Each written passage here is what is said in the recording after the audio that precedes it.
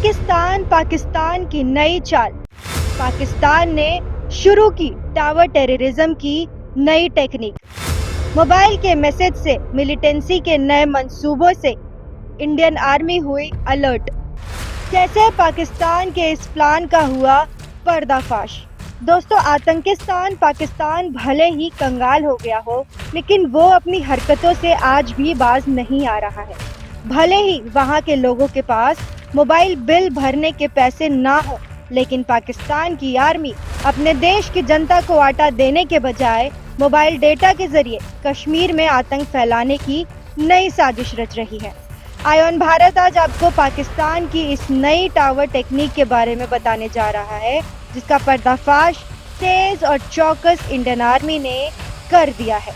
हाल ही में खबर ये आई है कि पाकिस्तान ने पीओके में अचानक ही मोबाइल टावरों की संख्या में इजाफा कर दिया। जिस पाकिस्तान अधिकृत कश्मीर में लोगों के पास खाने के लाले पड़े हुए हैं और उनके लिए मोबाइल एक महंगी चीज है, उस एरिया में अचानक मोबाइल टावरों की संख्या में बढ़ोतरी देखकर इंडियन आर्मी अलर्ट पर आ गई। और इसके बाद पता चला कि इन मोबाइल टावरों की फ्रीक्वेंसी का इस्तेमाल कर पाकिस्तान कश्मीर में घुसपैठ कराकर अपने आतंकियों के जरिए कोई बड़ी घटना को अंजाम देने की तैयारी में है। इंडियन आर्मी को ये भी पता चल गया कि पाकिस्तान आतंकी एक दूसरे से एक नए तरीके से एसएमएस के जरिए संपर्क भी कर रहे हैं। और हाल के दिनों में जम्मू कश्मीर में जो भी आतंकी घटनाएं घटी थी, उसके पीछे इसी टावर टेररिज्म की टेक्निक का हाथ माना जा रहा है। खबर ये भी आई है कि पाकिस्तान की इस नई तकनीक के इस्तेमाल के पीछे चीन का भी हाथ है। आयोन भारत आज आपको पूरे तफसील से इस टेक्निक के बारे में बताने जा रहा है। जैसा कि हमने आपको बताया कि पीओके में पाकिस्तान ने कई नए मोबाइल टावर्स लगाए हैं, लेकिन ये टावर्स आम मोबाइल टावर्स से थोड़े अलग हैं। इसमें कोड डिवीजन मल्टीपल एक्सेस यानी CDMA टेक्निक और YSMS टेक्निक का प्रयोग किया गया है। इन दोनों टेक्निक के जरिए रेडियो स्टेट्स के जरिए स्मार्टफोन पर मैसेजेस भेजे जाते हैं। YSMS व्हाट्सएप की तरह इनक्रिप्टेड होता है, यानी इसे कोई भी हैक करने के बाद भी इसके मैसेजेस नहीं पढ़ सकता। CDMA टेक्निक में मोबाइल के टावर से एक साथ कई अलग अलग तरह की रेडियो फ्रीक्वेंसी भेजी जाती है, जिससे इसकी सही फ्रीक्वेंसी को पकड़ पाना लगभग नामुमकिन सा होता है।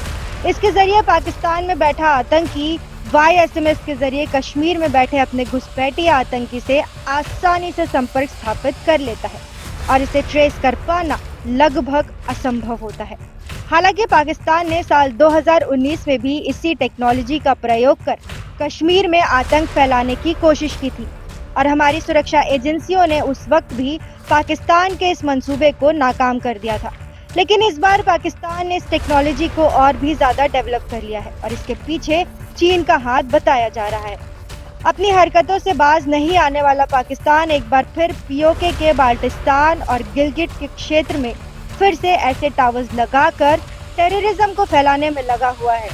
इन टावर्स की रेंज में पूरा जम्मू कश्मीर आ चुका है। इस खतरे को देखते हुए भारत की सुरक्षा एजेंसियों ने नई टेक्नोलॉजी को डेवलप कर लिया है और जल्द ही पाकिस्तान के इस नए टेररिज्म टेक्नोलॉजी को नष्ट नाबूद कर दिया जाएगा।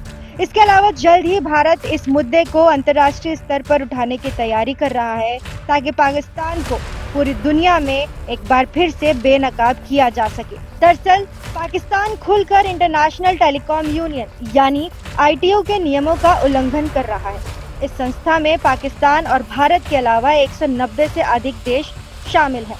इस संस्था के नियमों के अनुसार कोई भी देश किसी दूसरे देश के खिलाफ मोबाइल टावर्स और रेडियो फ्रीक्वेंसी का गलत इस्तेमाल नहीं कर सकता। लेकिन आप तो जानते ही हैं कि पाकिस्तान पूरी दुनिया में आतंक फैलाने के लिए ऐसे नियमों की धज्जियां हमेशा से ही उड़ाता रहा है। वैसे भी एयर स्ट्राइक और सर्जिकल स्ट्राइक के बाद से पाकिस्तान की फौज इतनी डरी हुई है कि वो भारत से सीधे सीधे टकराने से बचती रही है। लेकिन लगातार पिटाई के बाद भी पाकिस्तान अपनी आतंकी हरकतों से बाज नहीं आता है और इस बार भी जब भारत उसके मंसूबों को नस्तानाबूद कर उसे दुनिया भर में बेनकाब करेगा, तो भी पाकिस्तान को कोई शर्म नहीं आएगी। अगर आपको हमारा ये वीडियो पसंद आया हो तो आप इसे ज़रूर लाइक करें और आयोन भारत का हौसला बढ़ाने के लिए हमारे चैनल को सब्सक्राइब भी कर लें। धन्यवाद।